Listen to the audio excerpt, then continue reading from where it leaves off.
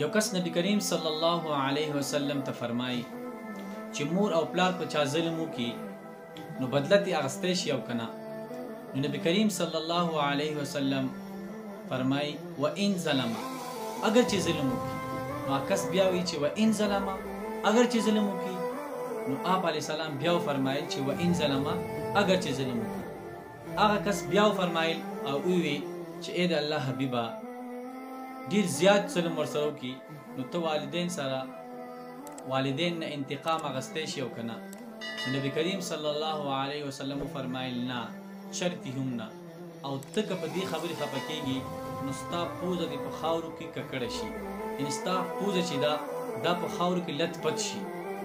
ولې والدین نه ته مور نه انتقام اخیستی شي او نه پلار نه انتقام اخیستی شي. ملګرو دا د والدینو مرتبه ده. تاسو که قرآن ته وګورئ نو قرآن کې هم الله تعالی فرمایي اف ولا تنهرهما وقل لهما قولا کریما، یعنی مور پلار ته اف هم نشي کولی او دوی دواړو ته جی سره جواب ورکوي، خسته خسته خبرې کوي. نو ګوره ملګرو د والدین انتهایی غټه مرتبه ده. او حدیث کې راځي الجنة تحت اقدام الامهات، د جنت چې دی دا د والدین د خپو لاندې دی، د مور د خپو لاندې دی، د پلار د خپو لاندې دی. او دې سره سره مفسرون لیکل دي، مفسرین دا خبره لیکل ده چې دا ژبه چې ده دا هم د مور او پلار ده. نو څنګه د مور او پلار د ژبه دا داسې ده کله چې ماشوم پیدا شي نو مور او پلار ورته خبرې ښیي، بچې دلته لکه نری نری خبرې ورته ښیي. نو دې نه مفسرین دا وایي چې دا ژبه چې ده دا هم د مور او پلار ده. او بیا چې مور او پلار وایي چې ای بچې زما په ژبې ما ته کنځل کوي یا زما په ژبې ما له جواب راکوي. او یو مولا لیکل دي چې حالات دي شي هغه لاس چې هغه مور پلار منو اوچت شي، حالات دي شي هغه خپه چې هغه مخکې قدمونه واخلي او مور پسې لاړ شي یا پلار پسې لاړ شي. او د ده لاسونه د ده اولاد د دې پیړۍ دي هلاکې شي چې هغه مور ته مخکې نه مور سره مقابله وکړي یا مور ته جواب ورکړي.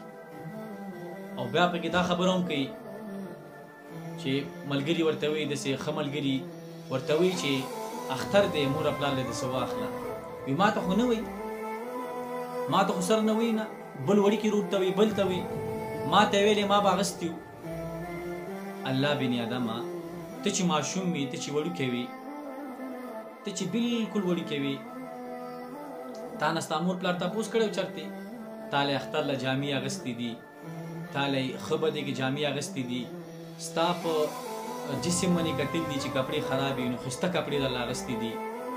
او نن به تا ته ستا والدین وایي، نن به تا هغو ته ګورې چې د هغو په جسم باندې څنګه لباس دی، کپړې څنګه دي، کوم لباس هغو له لګي، د ګرمۍ لګي، د یخنۍ لګي، د هغو خیال به نن ته ساتې. نن هغه ستا محتاجه دي او ستا لاسونو ته ګوري. نو ګوره ملګرو څنګه چې قرآن کې راځي اف ولا تنهرهما وقل لهما قولا کریما، والدین ته خپل اف هم نه دي کول پکار. ګوره اف چې د پښتو لفظ هم دی، دا د اردو هم دی، دا د عربۍ هم دی، دا د هر زبان لفظ دی. چې اف چې دی اف دا انتهایی سړي ته تکلیف میلاو شي یا سړي خوږ شي نو سړي زړه نه دا خولې نه دا اواز وځي اف.